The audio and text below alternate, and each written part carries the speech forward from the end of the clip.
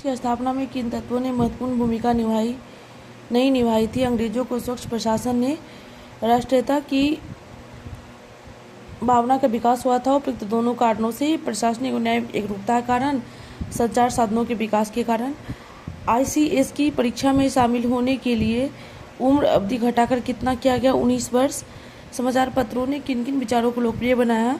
प्रतिनिधित्वात्मक व्यवस्था, स्वतंत्रता एवं लोकतांत्रिक व्यवस्था दोनों। वर्नाक्युलर प्रेस एक्ट के माध्यम से क्या किया गया? भारतीय भाषा के समाचार पत्रों पर प्रतिबंध लगाया गया। बंगभंग के बाद पूरे बंगाल में क्या हुआ? शोक दिवस मनाया गया, लोगों ने उपवास रखा, विदेशी वस्तुओं का आविष्कार किया गया। महात्मा गांधी ने भारत में सत्याग्रह का प्रथम प्रयोग चंपारण से किया है।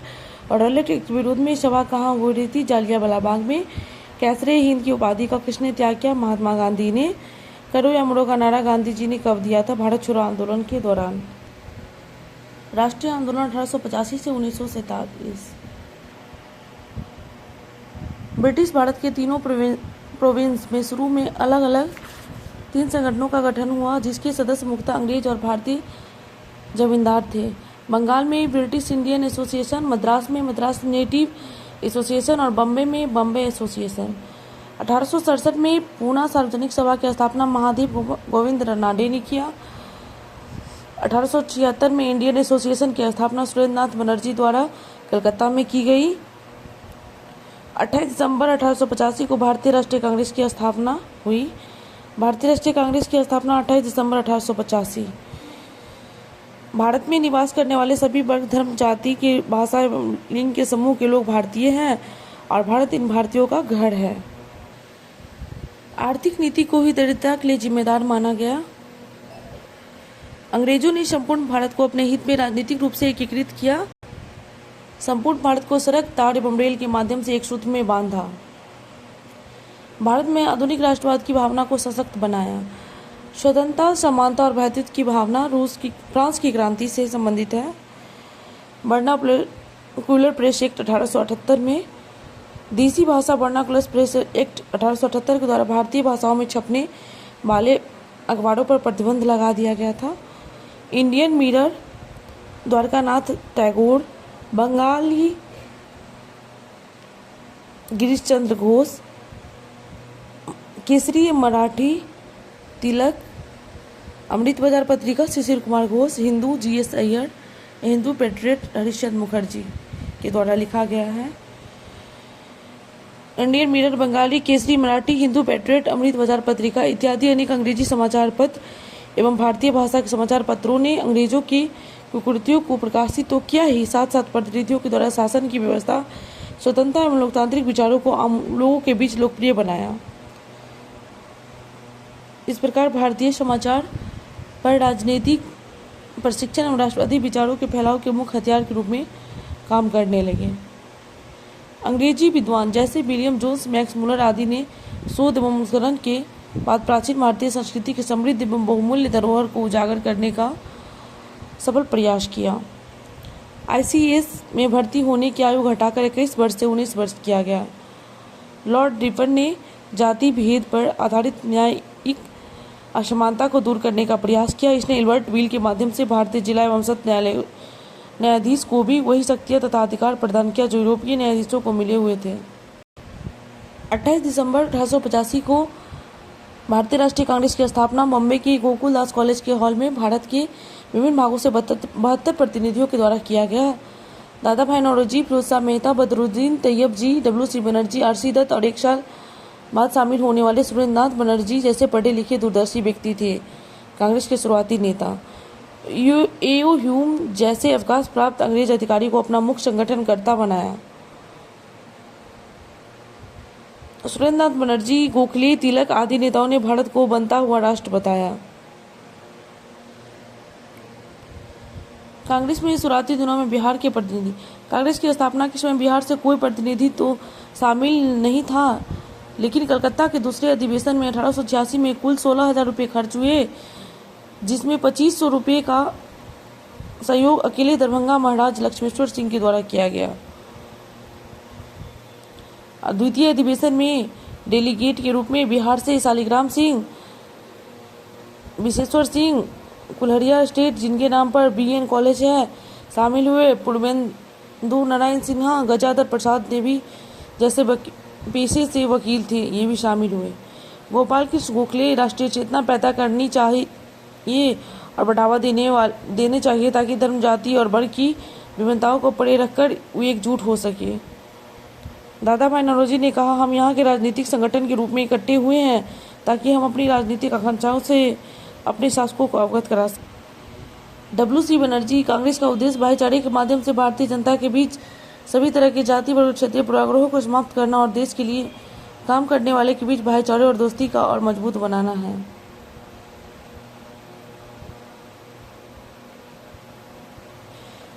स्वराज की चाहत। बंगाल में बिपिन चंद्र पाल, पंजाब में लाला लाजपत राय और महाराष्ट्र में बाल गंगाधर तिलक कर रहे थे।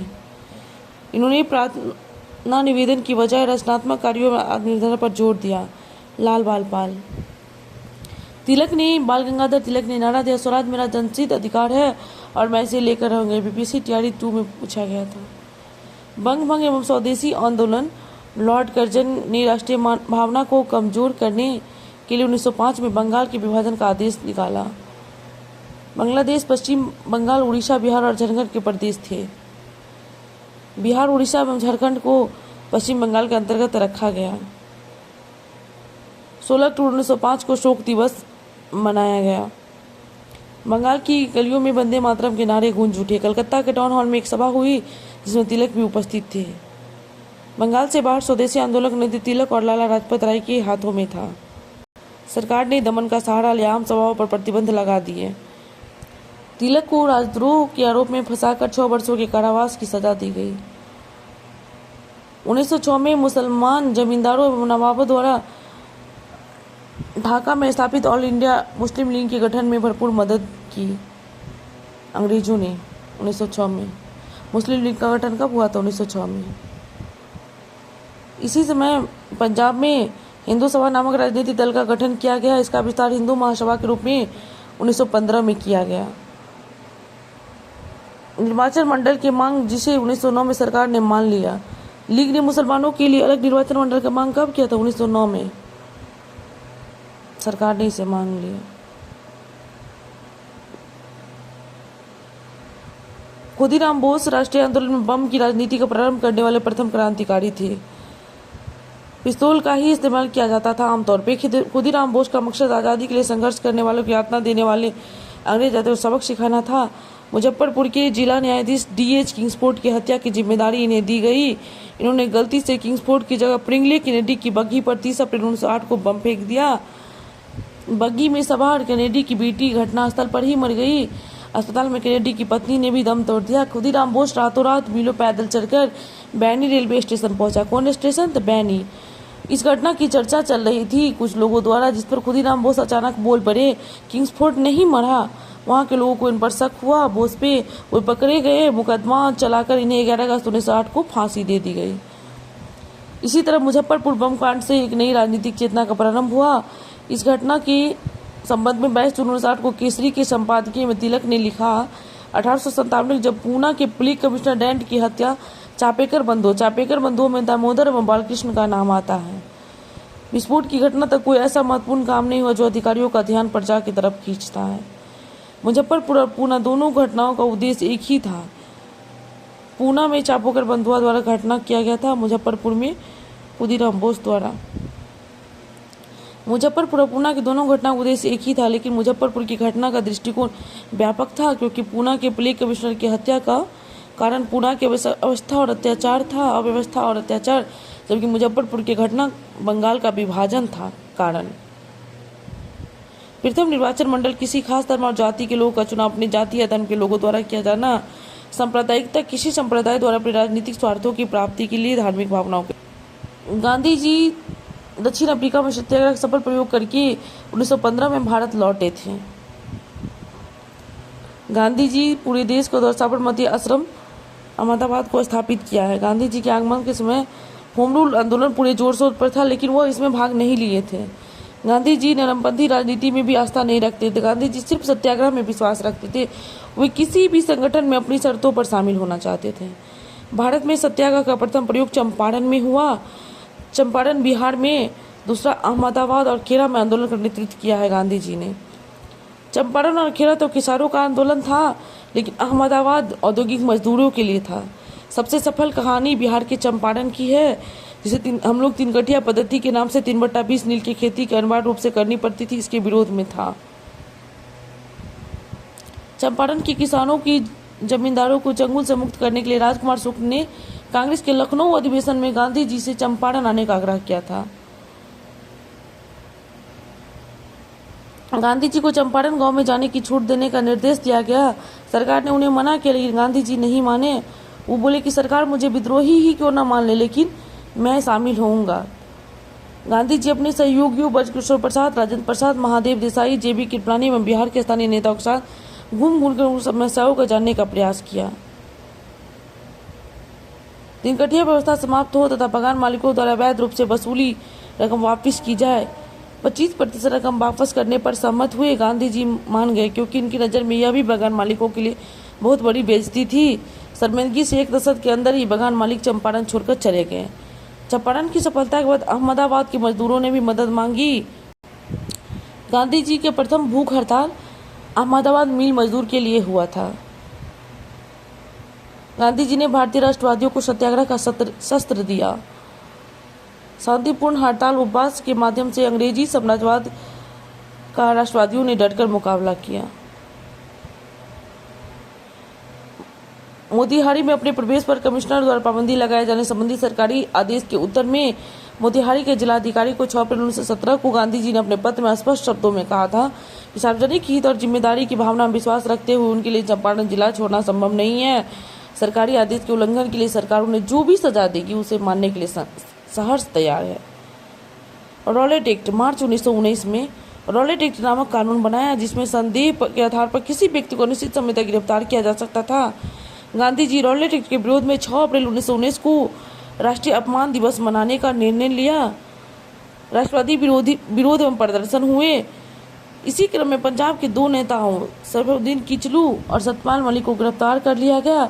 पंजाब के लोग विरोध प्रदर्शन के लिए 13 अप्रैल 1919 को बैसाखी के दिन, ये क्वेश्चन बीपीएससी में पूछा हुआ है, किस दिन? बैसाखी के दिन जालियांवाला बाग अमृतसर में जमा हुए।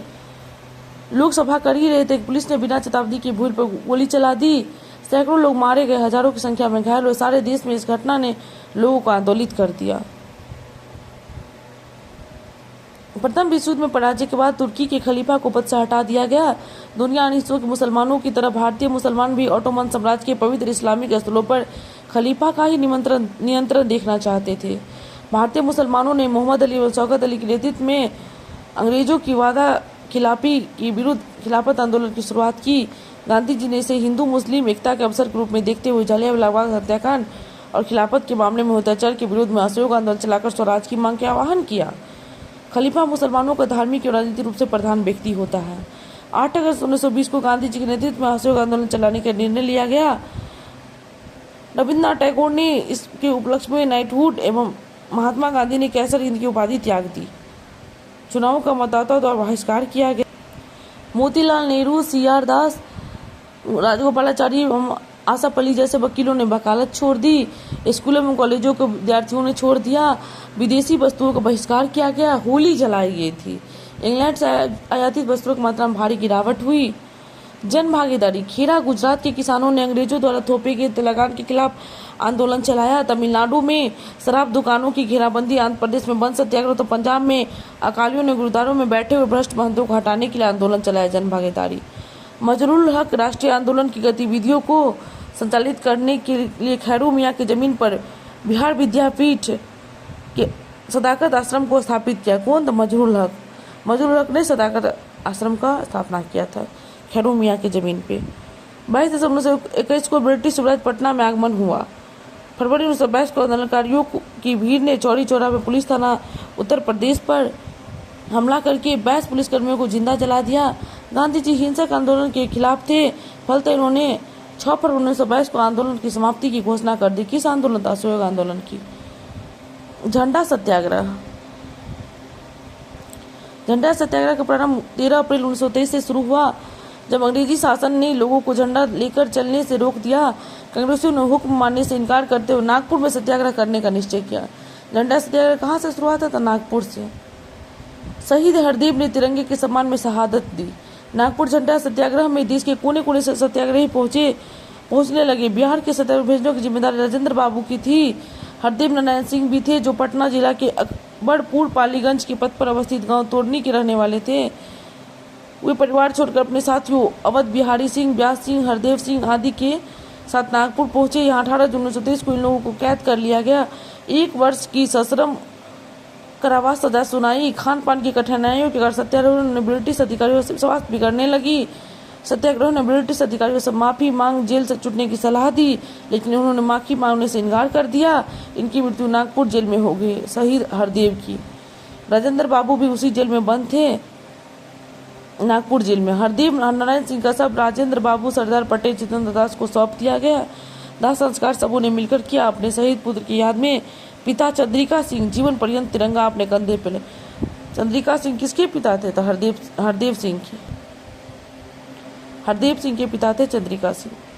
बिहार में पहला अधिवेशन पटना में 1912 में हुआ है और दूसरा अधिवेशन 1922 में गया में हुआ है। चित्तरंजन दास और मोतीलाल नेहरू की अध्यक्षता।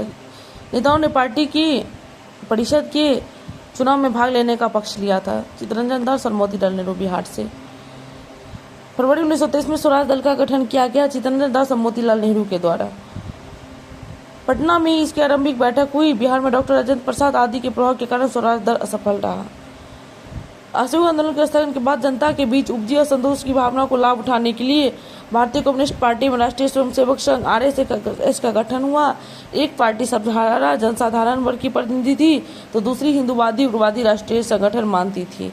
सरदार भगत सिंह जैसे क्रांतिकारी राष्ट्रभक्तों ने हिंदुस्तान सोशलिस्ट रिपब्लिक आर्मी सरदार भगत सिंह। अंतिम वर्षों में जवाहरलाल नेहरू की अध्यक्षता में पूर्ण स्वराज की प्रस्ताव भी पारित किया गया। 1929 में 26 नवंबर 1930 को लाहौर में रावी नदी के तट पर स्वतंत्रता दिवस मनाया गया। बैकुंठ शुक्ल जन्म 1910 में मुजफ्फरपुर और वैशाली में हुआ है। हिंदुस्तान सोशलिस्ट रिपब्लिक आर्मी के संपर्क में आए। फणीश्वर नाथ घोष, जो सरकार की इसकी हत्या के क्रम में दल विरोधी इसकी हत्या के कार्यक्रम में उन्होंने सक्रिय योगदान दिया था। फणीश्वर नाथ घोष ने सरकार की तरफ से अनेकों राजनीतिक षड्यंत्रों में गवाही दी थी। 1930 में भगत सिंह, राजगुरु तथा सुखदेव के खिलाफ भी गवाही दी थी। फणीश्वर नाथ घोष पर हमला वेकेंट शुल्क तथा चंद्रमा सिंह ने 9 नवंबर 1932 को किया, जब फणीश्वर नाथ घोष मीना बाजार की अपनी दुकान के सामने बैठकर अपने दोस्तों से बातचीत कर रहा था। इस हमला में धारदार हथियार से हुआ था। घायल फणीश्वर नाथ 17 नवंबर 1932 को मर गया। बैकुंठ शुक्ल का झोला छूट गया, जिसमें रखी धोती से बैकुंठ शुक्ल का पहचान हो गया। बैकुंठ शुक्ल 6 जुलाई 1933 को सोनपुर हाजीपुर के पुल के पास पुलिस दल से गिरफ्तार किया गया। सत्र न्यायालय ने बैकुंठ शुक्ल को फांसी की सजा दी। उच्च न्यायालय में सजा बरकरार रखी। फलतः 14 मई 1934 को गया जेल में फांसी दे दी गई। दांडी मार्च, जब गांधी निकल पड़े नमक कानून तोड़ने के लिए, 12 मार्च से 6 अप्रैल तक चला था। 12 मार्च 1930 से 6 अप्रैल 1930 तक 24 दिनों तक चला था। 79 सहयोगी गांधी जी के साथ थे। कहाँ से? तो साबरमती से दांडी समुद्र के किनारे नमक कानून तोड़ा था। 1935 में प्रांतीय स्वायत्तता अधिनियम के द्वारा प्रांतों में लोकप्रिय सरकार की गठन का प्रावधान किया गया। भारत छोड़ो आंदोलन 1942 में अंग्रेजों को भारत छोड़ने की चेतावनी दी। इसके लिए गांधी जी ने जनता को करो या मरो का नारा दिया था। किस आंदोलन में? अंग्रेजों भारत छोड़ो 1942 में। बिहार में भारत छोड़ो आंदोलन 8 अगस्त को भारत छोड़ो प्रस्ताव पारित होने के अगले दिन पटना के जिलाधिकारी WC आर्चर ने राजेंद्र प्रसाद को गिरफ्तार कर लिया। अगस्त को विद्यार्थियों के जुलूस ने सचिवालय भवन के सामने विधानमंडल के पर झंडा फहराने का प्रयास किया। अधिकारियों के आदेश पर पुलिस फायरिंग में 7 छात्र मारे गए। मरने वालों में उमाकांत सिंह, सिंहा, रामानंद सिंह, सतीश प्रसाद झा, देवीपत चौधरी, राजेंद्र सिंह, रामगोविंद सिंह तथा जगपति कुमार थे। शहीद स्मारक का निर्माण किया गया। प्रथम राष्ट्रपति डॉक्टर राजेंद्र प्रसाद द्वारा किया गया अनावरण। सिंगापुर आजादी हिंद फौज का स्थापना जर्मनी में हुआ है। नेताजी सुभाष चंद्र बोस ने अंग्रेजों की आंखों में धूल झोंककर 1941 में अफगानिस्तान के रास्ते जर्मनी के सिंगापुर में पहुंचे। वहीं पे आजाद हिंद सरकार की स्थापना की है 1943 में। ये क्वेश्चन BPSC 3 में पूछा गया था।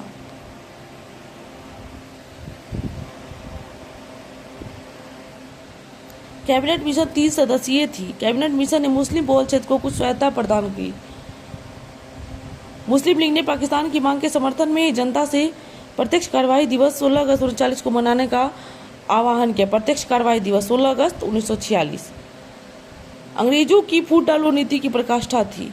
माउंटबेटन ने भारतीय स्वतंत्रता अधिनियम 1947 के प्रावधानों के अनुसार 1947 के प्रावधानों के अनुसार 14 अगस्त 1947 को पाकिस्तान को और 15 अगस्त 1947 को भारत को स्वतंत्र घोषित कर दिया। 16 अगस्त 1946 को प्रत्यक्ष कार्रवाई दिवस मनाने का आह्वान किया था। कौन? तो मुस्लिम लीग ने। भारत एक समृद्ध, सशक्त और आदर्श लोकतंत्र की ओर कदम बढ़ाने लगा।